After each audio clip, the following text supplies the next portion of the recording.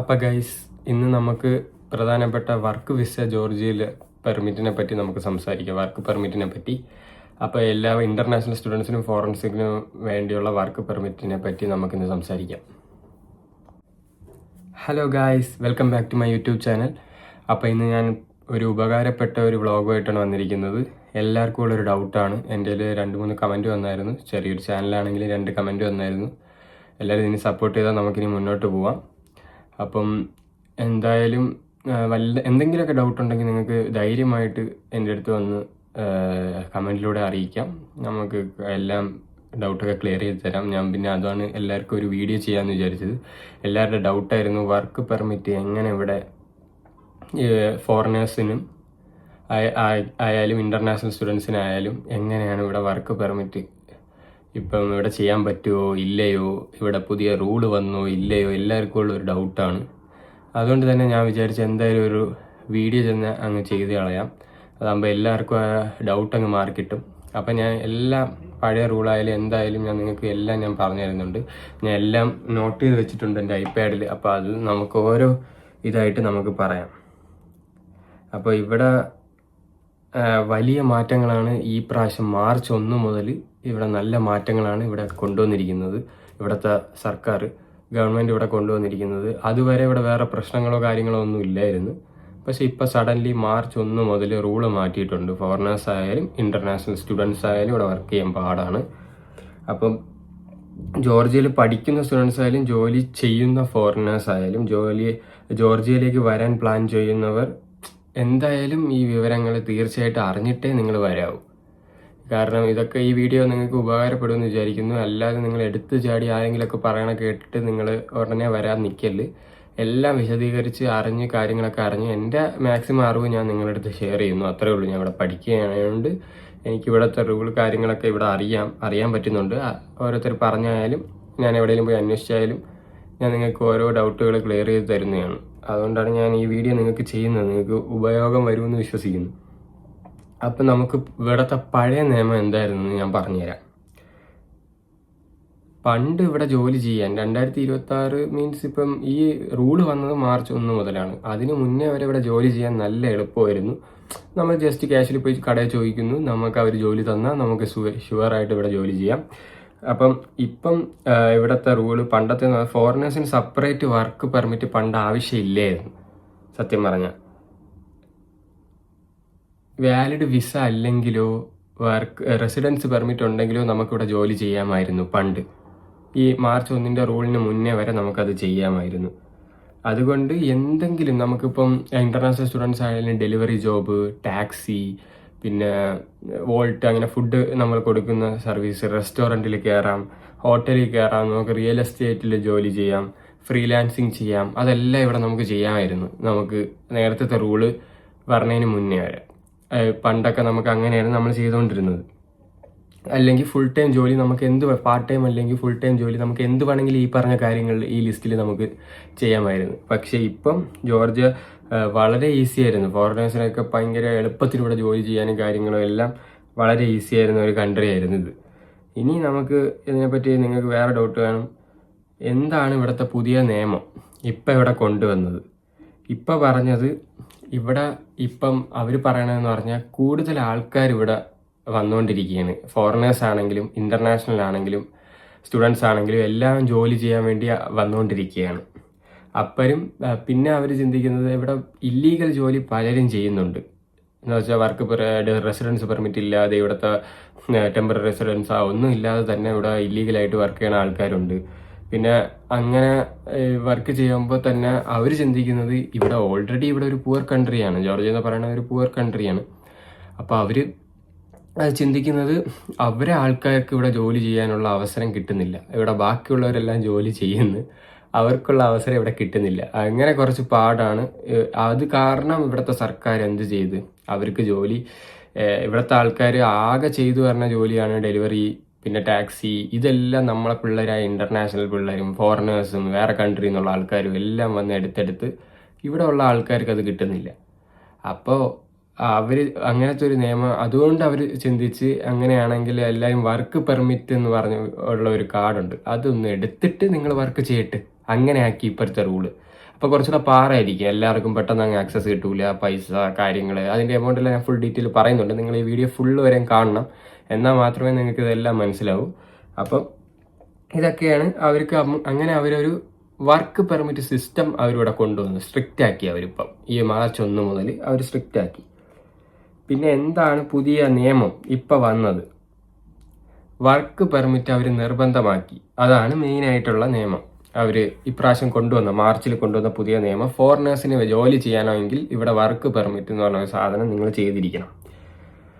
അതായത് വിസ മാത്രം ഉണ്ടെങ്കിൽ ജോലി ചെയ്യാൻ പറ്റില്ല, വിസ ഉണ്ടെങ്കിൽ ഒന്നും ജോലി ചെയ്യാൻ പറ്റില്ല. റെസിഡൻസ് പെർമിറ്റ് മാത്രം ഉണ്ടെങ്കിലും ജോലി ചെയ്യാൻ പറ്റില്ല. നിങ്ങൾക്ക് മനസ്സിലായല്ലോ, വിസ ഉണ്ടെങ്കിൽ നമുക്ക് ഇവിടെ ജോലി ചെയ്യാൻ പറ്റില്ല, റെസിഡൻസ് പെർമിറ്റ് മാത്രം ഉണ്ടെങ്കിൽ ജോലി ചെയ്യാൻ പറ്റില്ല. നിങ്ങൾക്ക് രണ്ട് ജോലി ചെയ്യണമെങ്കിൽ സെപ്പറേറ്റ് വർക്കിൻ്റെ ഓതറേഷൻ വേണം. അതാണ് അവർ ഉദ്ദേശിക്കുന്നത്. എന്ന് പറഞ്ഞാൽ വർക്ക് പെർമിറ്റും വേണം, നിങ്ങൾക്ക് റെസിഡൻസിൻ്റെ കാർഡും വേണം. രണ്ടും ഉണ്ടെങ്കിൽ മാത്രമേ നിങ്ങൾക്ക് ഇപ്പോൾ വർക്ക് ചെയ്യാൻ പറ്റൂ. ഇപ്പം അങ്ങനത്തെ റൂളാണ് അവരിവിടെ കൊണ്ടുവന്നിരിക്കുന്നത്. അപ്പം നമുക്ക് എങ്ങനെയാണ് വർക്ക് പെർമിറ്റ് നമുക്ക് എടുക്കാൻ പറ്റും അത് നമുക്കൊന്ന് നോക്കാം. നമ്മൾ സാധാരണ രീതിയിൽ തന്നെ നമുക്ക് സൈറ്റിലായാലും നമുക്ക് എവിടെയെങ്കിലും പോയാലും നമുക്ക് വർക്ക് പെർമിറ്റിന് അപേക്ഷിക്കാം. ആപ്ലിക്കേഷൻ കൊടുത്ത് നമുക്ക് അപ്ലൈ ചെയ്യാം. അപ്പോൾ അത് എങ്ങനെയാണ് പ്രൊസീജിയേഴ്സ് എന്ന് ഞാൻ ഇവിടെ നോട്ട് ചെയ്ത് വെച്ചിട്ടുണ്ട്, അത് ഞാൻ നിങ്ങളുടെ അടുത്ത് പറയാം. നമുക്കൊരു എംപ്ലോയർ ജോബ് വാക്കൻസി ഗവൺമെൻറ് പോർട്ടലുണ്ട്. അതിൽ വഴി നമുക്ക് ആപ്ലിക്കേഷൻ പോസ്റ്റ് ചെയ്യും, അവർ ഇതാക്കും. അപ്പം ജോർജിയൻ സിറ്റിസൺസ് അപ്ലൈ ചെയ്യാൻ ചാൻസ് നൽകും. ആ സമയത്ത് ജോർജ് സിറ്റിസന് അപ്ലൈ ചെയ്യാൻ ചാൻസ് നൽകും അവർ. പിന്നെ 10 days വെയിറ്റ് ചെയ്യും, 10 ദിവസം വെയിറ്റ് ചെയ്യണം. ഇപ്പം ജോർജിയൻ കാൻഡിഡേറ്റ് ഇല്ലെങ്കിൽ ഫോറിനെ ഹയർ ചെയ്യും. ആദ്യം ജോർജിയൻ കാൻഡിഡേറ്റ്സ് അവർ നോക്കും, എന്നിട്ട് പിന്നെ അവർ അതല്ല വേറെ ആരൊക്കെ മെയിനായിട്ട് ഇവിടുത്തെ കൺട്രിയിൽ ആദ്യം അവരെ തന്നെ അവർ നോക്കും. എന്നിട്ട് ബാക്കിയുള്ള ഇപ്പം അത് പോയി ബാക്കിയുള്ളവരെ അപ്പടെ അവർ നോക്കുകയുള്ളൂ. അതിനുശേഷം അവർ നമ്മളെ ഹയർ ചെയ്യും. അതിനുശേഷമായിരിക്കും നമുക്ക് വർക്ക് പെർമിറ്റ് ലഭിക്കുന്നത്. ഇതാണ് അതിൻ്റെ പ്രൊസീജിയർ. അപ്പം നിങ്ങൾക്ക് ഇതിൻ്റെ ഇനിയിപ്പോൾ ആപ്ലിക്കേഷൻ ഫീ, പ്രോസസ്സിങ് ടൈം, ഇതെല്ലാം നിങ്ങൾക്ക് ഡൗട്ട് കാണും. ഇവിടുത്തെ വർക്ക് പെർമിറ്റിൻ്റെ ഫീ എന്ന് പറയുന്നത് 200 ജെല്ലിൽ നമുക്ക് അപേക്ഷിക്കാം, 400 ജെല്ലിൽ നമുക്ക് അപേക്ഷിക്കാം.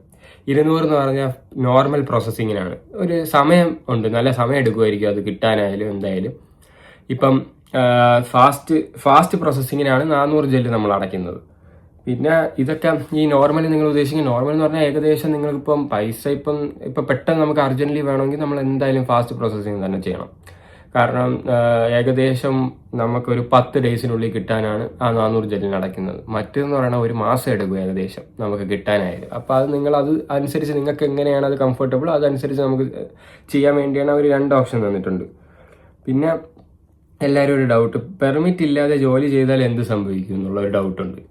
ഇവിടെ പെർമിറ്റ് ഇല്ലാതെ ജോലി ചെയ്താൽ നിങ്ങൾ ഏകദേശം 2000 ജെല്ല് ഫൈൻ അടയ്ക്കണം. അവർ പിടിച്ചാൽ. ഇവിടെ ഇപ്പോൾ ഭയങ്കര സ്ട്രിക്റ്റ് ആയിക്കൊണ്ടിരിക്കുകയാണ്. അപ്പം നേരത്തെ വർക്ക് ചെയ്തോ, ഇപ്പം ഈ റൂള് പറഞ്ഞതിന് മുന്നേയും വർക്ക് ചെയ്തവരുണ്ടിരിക്കുന്നവരുണ്ട്, ഇന്റർനാഷണൽ സ്റ്റുഡൻസ് ഏതെങ്കിലുമൊക്കെ കമ്പനി. അപ്പം ഇവരവിടെ നിന്നൊക്കെ പിടിച്ചു കഴിഞ്ഞാൽ ആ കമ്പനിയും 2000 അടയ്ക്കണം, നമ്മളും 2000 അടയ്ക്കണം. അപ്പോൾ അത് ആകെ ഇപ്പോൾ പ്രശ്നമാക്കി അവർ വെച്ചിരിക്കുകയാണ്. അപ്പം ഇതെല്ലാം നല്ല ഇപ്പോൾ 2000 ജെല്ല് ഏകദേശം നാട്ടിൽ 60,000 രൂപയോളം നമ്മൾ അടയ്ക്കണം എന്നാണ് അവരെ ഫൈൻ ഇപ്പോൾ അവർ പറയുന്നത്. ഇത് ബാധിക്കുന്നത് ഫോറിൻ വർക്കറും എംപ്ലോയറിനും നല്ല രീതിയിൽ ബാധിക്കുന്നുണ്ട് ഈ കാര്യങ്ങൾ. രണ്ടുപേരും പെനാൽറ്റി നൽകേണ്ടി, അതാണ് അവർ ഉദ്ദേശിക്കുന്നത്. അവിടെ ചെയ്യണ ആൾക്കാരും തരേണ്ടി വരും, അല്ലാത്തവരും തരേണ്ടി വരും. അവിടെ ജോലി ചെയ്യണ ഏത് സ്ഥാപനമാണോ അവരും ഫൈൻ അടയ്ക്കേണ്ടി വരും. അപ്പം അങ്ങനത്തെ ഒരു ബുദ്ധിമുട്ട് ഉണ്ട്. അത് കാരണമാണ് ഈ റൂൾ ഇപ്പോൾ ഭയങ്കര സ്ട്രിക്റ്റ് ആക്കിയിട്ടുണ്ട്. അതാണ്.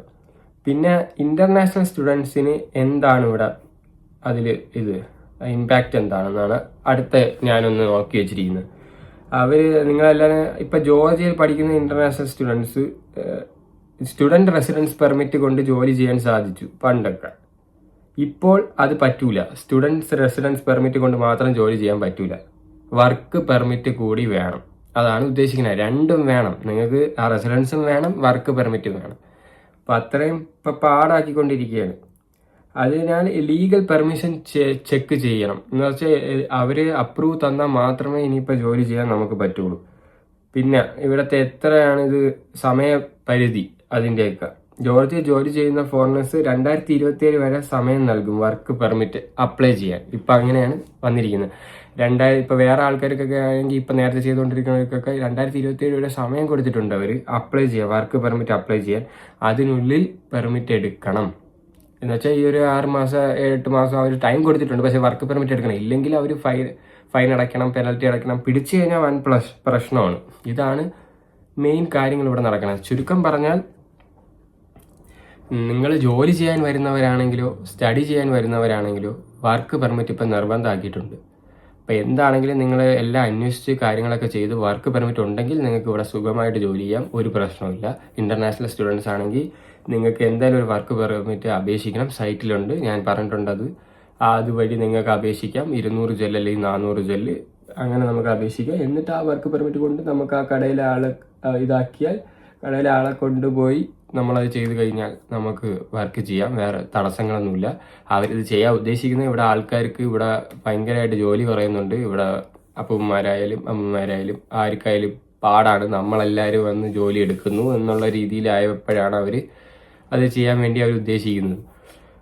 അപ്പം നിങ്ങൾ എല്ലാവരും ഈ വീഡിയോയുടെ ഇൻഫർമേഷനൊക്കെ ഫുൾ വരെയും കണ്ട് അറിഞ്ഞ് കാര്യങ്ങളൊക്കെ ചെയ്ത് നല്ല രീതിയിൽ ഒരു ഇൻഫർമേഷൻ എടുത്തിട്ട് മാത്രം നിങ്ങൾ ഇവിടെ വരാൻ നിൽക്കുന്നവരാണെങ്കിലോ ഇവിടെ ഉള്ളവരാണെങ്കിലോ ഇങ്ങനെയൊക്കെയാണ് ചെയ്ത് വർക്ക് പെർമിറ്റ് എങ്ങനെയും എടുക്കാൻ നോക്കുക. അത് ചെയ്താൽ മാത്രമേ ഇനിയിപ്പോൾ ഇവിടെ വർക്കും കാര്യങ്ങളൊക്കെ നടക്കുകയുള്ളൂ. കുറച്ച് ബുദ്ധിമുട്ടാണ്. അത് കൊടുക്കാൻ തന്നെ 400 എന്ന് പറഞ്ഞാൽ ഏകദേശം 200 ആണെങ്കിൽ നമുക്ക് 6000 രൂപ, 400 ആണെങ്കിൽ നാട്ടിലെ ഏകദേശം 12000 രൂപ വരെ നമുക്ക് വില ഉണ്ട്. അപ്പം ഇതൊക്കെയാണ് ഇതാണ് പ്രധാനമായ വർക്ക് പെർമിറ്റിൻ്റെ റൂള്. ഇനി നമുക്ക് വേറെ ഇതൊക്കെയാണ് നിങ്ങൾ അറിഞ്ഞിരിക്കേണ്ട മെയിനായിട്ടുള്ള കാര്യങ്ങൾ.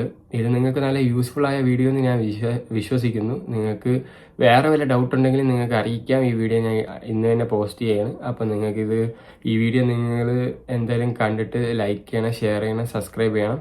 പിന്നെ ആ ബെല്ലൈക്കണും കൂടെ ഒന്ന് ഞെക്കിക്കോ. അപ്പോൾ നിങ്ങൾക്ക് നോട്ടിഫിക്കേഷൻ ലഭിക്കും. ഞാൻ ഇടുന്ന പുതിയ വീഡിയോ എല്ലാ വിവരവും നിങ്ങൾക്ക് കിട്ടും. അപ്പം നിങ്ങൾ എന്തായാലും ഈ വീഡിയോ നിങ്ങൾക്ക് യൂസ്ഫുൾ ആയെന്ന് വിചാരിക്കുന്നു. നിങ്ങൾ കണ്ടിട്ട് എന്താണെന്ന് അഭിപ്രായം കമൻറ്റ് ചെയ്താൽ മതി. അപ്പോൾ അടുത്തൊരു അടിപൊളി വ്ളോഗുമായിട്ട് നാളെ കാണാം. അപ്പോഴേക്കും ഗുഡ് ബൈ.